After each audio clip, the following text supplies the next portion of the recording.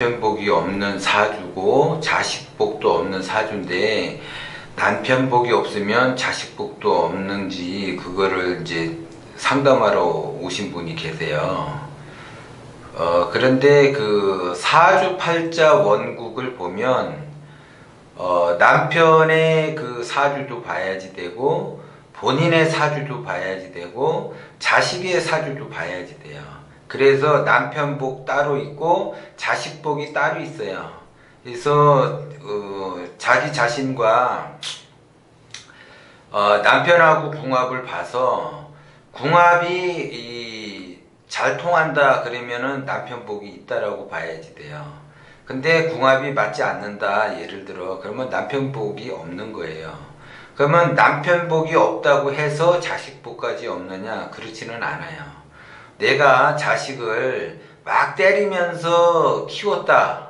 그런데 자식 입장에서 엄마한테 정을 느끼게 되면 그거는 소통이 돼요. 자식 복이 있어요. 그런데 내가 이 자식 하나를 믿고서 금이야 오기야 길렀어요.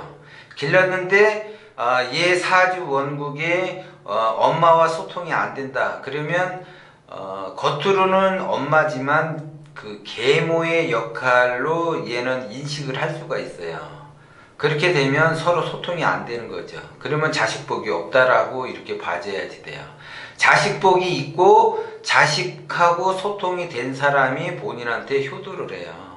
근데 자식하고 엄마하고 소통이 안 된다 그러면 그 자식은 엄마한테 효도를 하기가 어렵죠. 소통이 안 되기 때문에 그래요.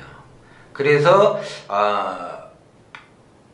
배우자 남편의 복이 없다고 해서 자식 복도 없는 것이 아니고, 남편은 남편하고의 소통이 돼서 궁합이 맞는지 봐야지 되고, 자식은 자식대로 소통이 되는가 궁합을 봐야지 되는 거예요.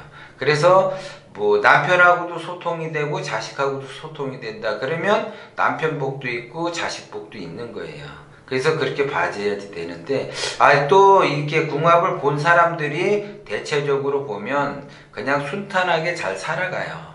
그런데 이분 같은 경우는 이제 상담하러 왔는데, 자식이 이제 뭐 한 달에 뭐 한두 번씩 가출을 하고 연례 행사처럼 그렇게 한다 그러더라고요. 그래서 자기는 현재 지금 남편하고 갈등이 있어서 이제 이혼을 고려 중이라고 이야기를 하더라고요. 그래서 내가 남편 복이 없으니까 자식 복도 없겠다, 이렇게 이제 자기 나름대로 이제 생각을 하고 온 거예요. 그리고 다른데 이제 뭐 점집이니 뭐 무당집이니 뭐 이렇게 돌아다녀 봐도 자식 복이 없는 사람은 남편 복이 없는 사람은 자식 복도 없더라, 이런 소리를 이제 많이 들어서, 그래서 이제 저하고 이제 상담이 됐는데, 그거는 따로따로의 별개의 문제다라고 제가 이제 말씀을 드렸고, 그 자식은 자꾸 이렇게 가출을 하게 되는 거는, 여자와 자식은 사랑을 먹고 자라요. 사랑으로. 그래서 자식한테 사랑을 많이 주게 되면 그것이 조금 이제 소통이 안 되더라도 지속적으로 이렇게 사랑을 주게 되면 자식은 그 사랑을 먹고 자라게 돼 있어요. 그리고 그 사랑이 남편에게도 계속 지속적으로 이렇게 사랑을 내가 받아야지 이렇게 또 궁합이 잘 맞는데, 또 남편은 남편대로 와이프한테 사랑을 주지 못하니까 자꾸 그 여자 입장에서는 떠나가려고 자꾸 하죠. 그러다 보니까 그 떠나가려는 그 마음이 한 구석에 계속 자리 잡다 보니까 자식한테 사랑을 줘야지 되는데 또 사랑도 못 주고, 그러니까 자식 복도 없다라고 생각이 들고 남편 복도 없다라고 생각이 드는 거예요. 그러면 그것은 결국 누구의 문제이냐? 남편의 문제이기도 하고 자식의 문제이기도 하지만 그 근원지는 나의 문제라고 생각을 하셔야 된다, 이렇게 이야기를 했어요. 그래서 내가 내 마음이 어떻게 먹고 사랑을 받으려면 내가 사랑받을 그러한 행동을 해야지 내가 사랑을 받는 거잖아요.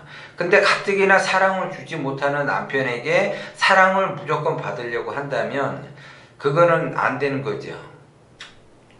그래서 각자의 역할이 있으니까 이럴 때에는 가족회의를 하든지 아니면 다른 어떤 기관의 도움을 요청을 해서 어떤 이게 상담을 받든지 정신적인 상담을 받든지 해서 이게 다시 가족들이 뭉쳐서 화합을 할 수 있는 방법을 찾으셔야지 돼요.